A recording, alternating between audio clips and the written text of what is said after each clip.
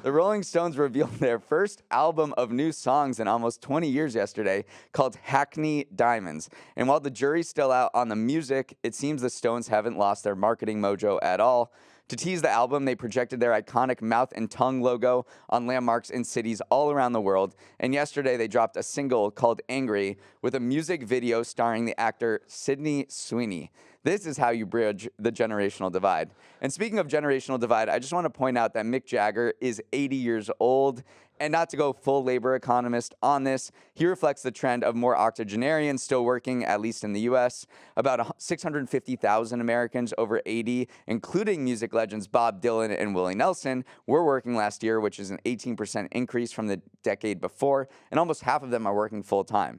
So the Stones were formed in 1962, and they're putting out a new album in 2023. Yeah, I mean, impressive. You touched on it, but like the way to get people interested in a new album, first album since 2006 or since 2005, excuse me, is to launch using a music video starring Sydney Sweeney. So I still think they have their marketing fastball a little bit, because this is, whenever I saw people covering it, they're like, this Sydney Sweeney music video. So yeah. It gets the people talking for sure. But it's also just this industry of aging songwriters cashing in on kind of their last little bit of I don't want to. Oh, Mick they got 20 years to go. Right. They still have some cultural cachet, but Bruce Springsteen sold his music catalog for $500 million back in 2021. We've seen this trend of people making money off their catalogs. We haven't seen as much people actually releasing new stuff, so it's been interesting to see Rolling Stones are back to the drawing board again.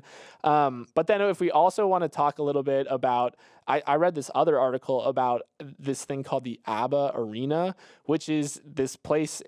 It shows ABBA concerts, but it's 3D virtual avatar renderings of ABBA, and this place just mints money. The arena itself costs $175 million to build, seats 3,000 people, but it's sold more than 1.5 million tickets already. It's making more than $2 million a week. And so this is another way of kind of an aging artist group making money off their song catalog, but just in a very different technologically powered way.